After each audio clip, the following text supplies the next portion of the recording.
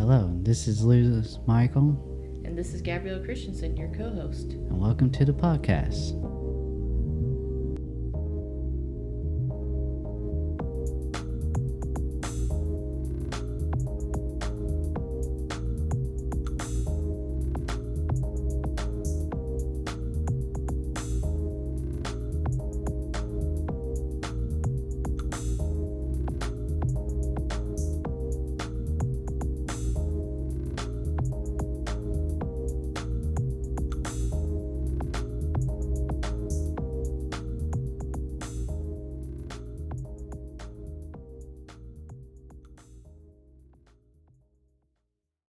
Hello, and this is Lewis Michael, and welcome back to Geeking Around Lite. Make sure to like and subscribe, and check out the links in the description. You can find many cool things in there, like the Geeking Around webcomic, or my Star Wars comic, Kira, a Star Wars story, as well as the Geeking Around clothing store. Get t-shirts with the Geeking Around logo on it, and as well as our avatars on there. Gabby couldn't make it in today, so you only got me for now, but she'll be back.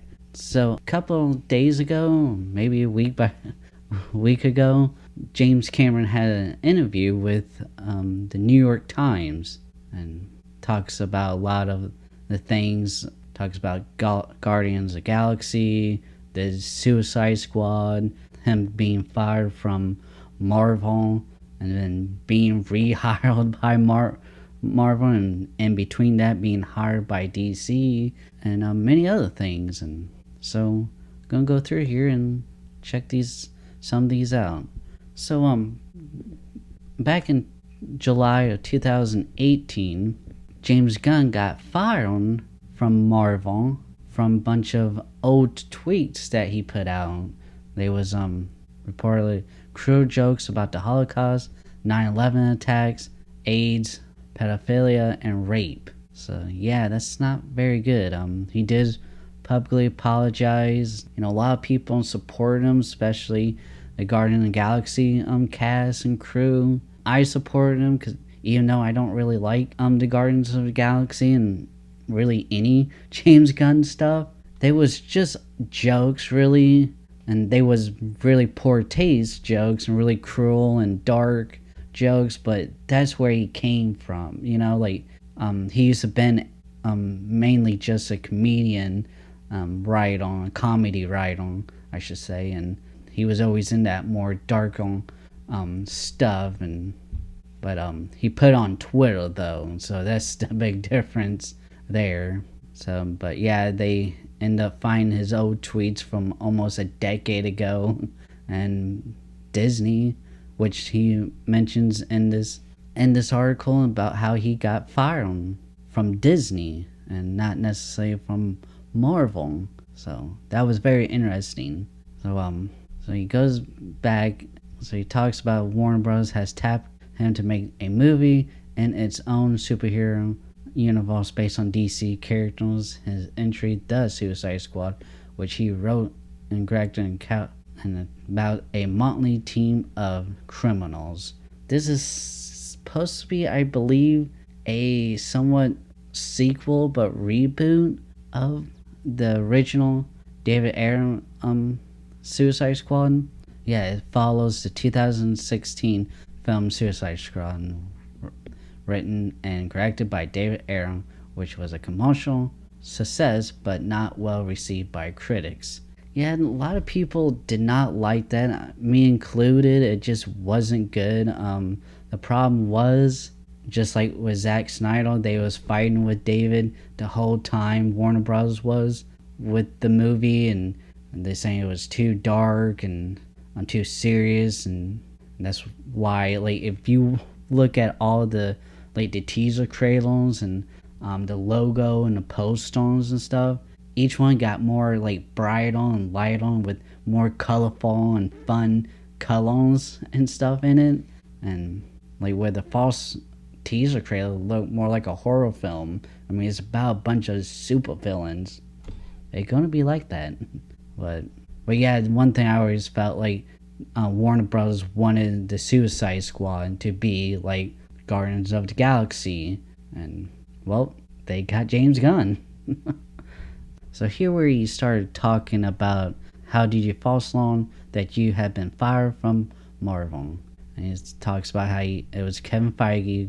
He's like that he talked to Kevin Feige. I called Kevin the morning it was going on, and I said, "Is this a big deal?" And he goes, "I don't know." That was a moment. I was like, "You don't know?" I was surprised. But yeah, Kevin Feige was shocked, but yeah, Disney was the one that ended up actually being the one that fired him, and it sounds like it was Kevin Feige that had to give him the bad news. He went on to say everything was gone. I was going to have to sell my house. I was not going to be able to work again. That what it felt like. And that's the problem with a lot of people not understanding about the cancel culture. It can ruin people's lives. And yeah, we haven't really seen it yet, but like Gina Carano, we haven't seen anything. She hasn't done anything yet. So we don't know. And a lot of people are just, it keeps happening to a lot of people that don't even really deserve it. And he talks a little bit more about, like, do you think you were a victim of what people would now call cancel culture? Because cancel culture also is people like Harvey Weinstein who should be canceled, and I totally agree with that. Harvey Weinstein was doing like really bad things. He was like Jeff Epstein. It's just amazing how long he was able to do that. He did it for decades, and it's great to now that someone like him has been canceled, but people have now gotten canceled and then remain canceled. Most of those people deserve that, and that's true. There are people out there that needs to be canceled, but a lot of other people are not, doesn't deserve to be canceled, and I think James Gunn was one of them, and Gina Carano. I find this very interesting here. Did the support of your Guardian actors make the difference? Like, he didn't even really mention them at all.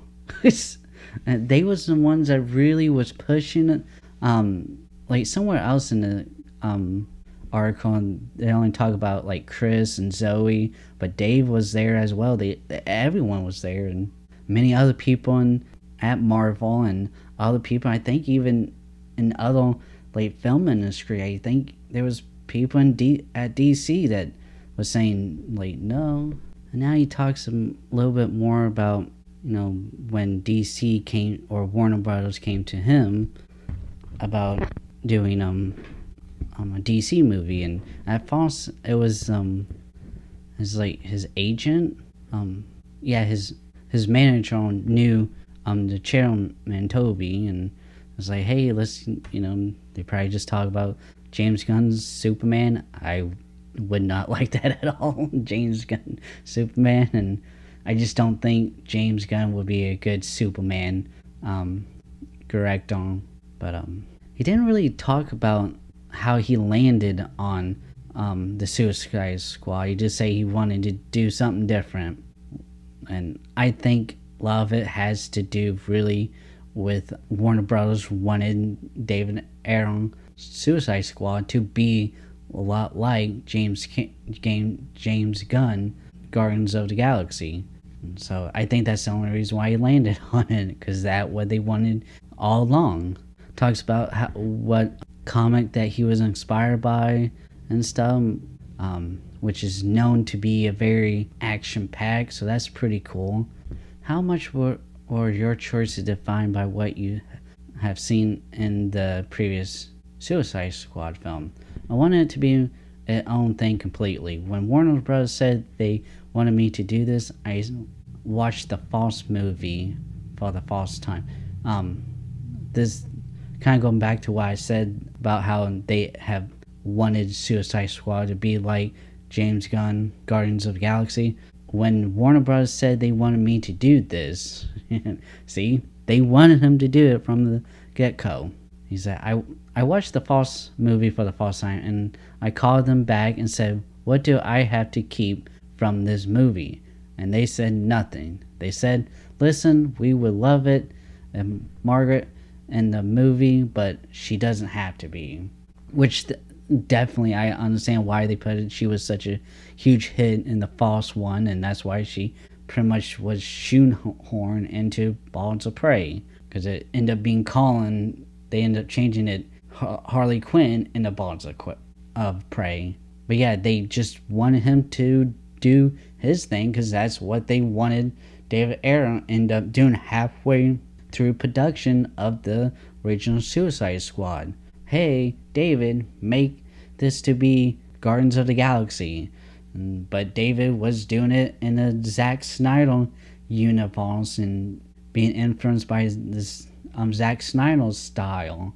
Just how Wonder Woman, a lot of the same techniques and styles that Zack has, you can see that Patty Jenkins did it in Wonder Woman. But in Wonder Woman 1984, you don't really see that at all. And it ended up sucking, so there you go. I'm talking about the joke on here and Jared Leto, which, to be honest, I don't think Jared Leto's performance as the Joker was bad. I think he did actually great. And actually, I remember watching a YouTube video of a acting coach, and he was talking about watching a performance, a clip of Jared Leto's Joker in the Suicide Squad, and he's like, oh well, and this and that, commenting on these very negative things about it, but he's saying stuff it's very unpredictable, and if in this he very remorsed, have no fear and stuff. I'm like, that is the Joker. That's everything you describing Jared Leto's performance as a Joker. Exactly what the Joker is. I wish I could find that. I should try and find that and link it sometime. But everything that acting coach said was, to me, describing Joker to a T. It's just the problem with Jared Leto's Joker was that he looked just dumb. He looks god awful, and I wish that if the way he looked in the Snyder cut, if he looked like that, I think a lot of people would like him better. And I think he did great in the Snyder cut. By the way, make sure you watch the Justice is Gray version of the Snyder cut, because it does show that deleted scene where he said, we live in a society and stuff, and I think they cut that out for some reason in the color version of the Justice League. I don't know why, but I think his performance as a Joker was great. But James Gunn said, Joker, no, I just don't know why Joker would be in the Suicide Squad. He wouldn't be helpful in that type of war situation. And I actually agree. I feel like the Joker just kind of showed up. He wasn't really needed. And it was just mainly just for flashbacks for Harley Quinn. That was about it. I didn't want to mention Viola Davis as Amanda Waller. I love that he brought her back, because I think she did an amazing job as this character. She's a super smart scientist, smart as Batman, but she also is pretty much a villain as well. So she goes back and forth of that kind of personality. At first she's a military type of person, a strategist.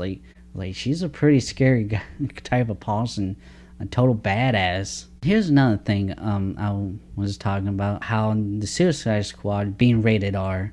I find that funny because Zack Snyder wanted Batman vs Superman to be rated R, wanted Justice League and stuff to be rated R, the original Suicide, but they didn't want to do that. They're no, we gotta keep it at least PG-13, and it's because no one will watch the movie. Here they are, giving it this an R rating. It just baffles me that if you just let Zack Snyder and David Ayer to do what they wanted, I guarantee people would have loved it, and they end up did.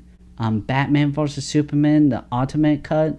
Not exactly a director's cut, but it was pretty close, and it did so much better. Like many critics, film critics, said that if Warner Brothers put that out, that they would have made their money back on it. That it would actually done very well at the box office. Which the theater cut didn't do too bad, but it needed to do a lot more for like a Batman and Superman movie. It should have done much more, but well, Warner Bros. Like, oh no, we gotta change this, we gotta do that, and fought with Zack Snyder. The same thing happened with David Ayer. Like, oh no, we can't be rated R. It gotta be on PG-13. It has, it gotta be a family movie. And it's like, this is not Marvel, the MCU. Which is why, actually, there was Scott Derrickson, who was the original director of Doctor Strange. He left Doctor Strange Multiverse of Madness. I can't remember what the sequel was going to be called. He left because he wanted to go a little bit more dark on and stuff. And Disney and Marvel and Kevin Feige said no. And so he left. I find it very funny. He said that you are the false director who has made films for both Marvel and DC. Fake cough. Josh Whedon. I'm the false one to receive a correcting credit on the Marvel and DC movie. Yep. Josh Whedon directed 80% of the theater cut of the Justice League, but Zack Snyder still got director's cut, and a lot of people blamed him for how bad it came out. But a lot of normal people that wasn't following what was happening didn't know that Josh Whedon came in. And that's why the Justice League looks so much like a Marvel movie. Do you see major differences with how Marvel and DC approach their film franchise? So this was the thing I really wanted to get in. He's like, yes, but not as many as people probably think. He talks about how Kevin is more involved with the editing than the people at Warner Brothers. That's so funny because Zack Snyder, David Ayer had all problems with Warner Brothers stepping in and changing things. He's like, he gives more notes. You don't have to take them. I don't always take them. Then again, I had more problems. If I saw the false cut of Guardians 1, it had more problems because that was my false time making something so gigantic, and there's some learning to what works and what doesn't work, craving away the excess stuff. The truth is, as Marvel goes on, Kevin starts to amass ownership of half of all film, and he's more spread out, which I think we need to step back and not be so involved. I mean, we're starting to see more how Kevin Feige is pushing more social justice wars kind of stuff. So I think needs to kind of start backing down. The last thing we're going to talk about: are you free to make more films for DC going forward, or are you exclusive to Marvel?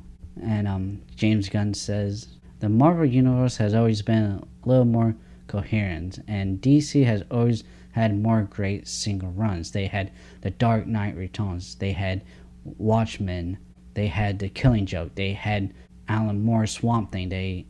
The fact that they did Joker, which is totally different type of movie, that to me is cool. I'm very excited about Matt's movie, which is the Matt Reeves Batman movie. And I totally agree. Like, actually, Marvel has always been great about having all these big teams like the Avengers, the X-Men, the Fantastic Four, and these huge teams of superheroes all coming together in a fight. Like Thanos and stuff. Marvel has always been really good about doing that.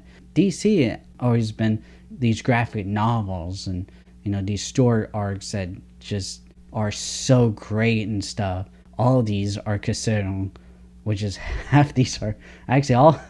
No. Okay, Frank Miller, The Dark Knight, and the rest of these is all Alan Moore stuff.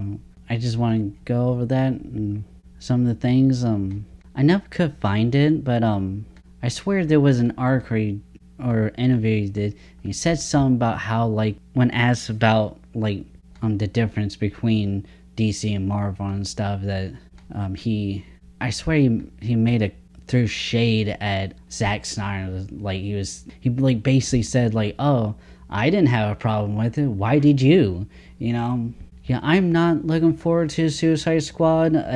I mean, literally, if all those characters in Suicide Squad was being played by Chris Pratt and stuff from Guardians of the Galaxy, all the same people from Guardians of the Galaxy, but as DC characters, it looked like Guardians of the Galaxy, and that's exactly what Warner Bros. Wanted from the get-go. They didn't want David Ayer's version of the Suicide Squad, and they just wanted James Gunn version.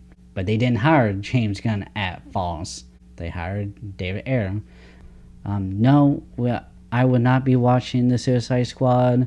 Probably won't do a review. Maybe when it comes out on, like, if it comes out on HBO Max, maybe one day we probably do. But because how, like, James Gunn, even though he went through the whole cancel culture himself, and he said that quote about Harvey Weinstein, he said something very similar that, like, literally the day after Gina Carano got fired, and people like, oh, people dissolved it. I'm like, no, not everyone. It's like, you went through the exact same thing, and why are you saying that? So, well, that's it for now. Make sure to like and subscribe, check out those links, and we will see you next time, where we will be doing a review of Batman The Long Halloween, one of my favorites Batman stories. Make sure to subscribe so you don't miss that. Well, I'll see you next time. Bye.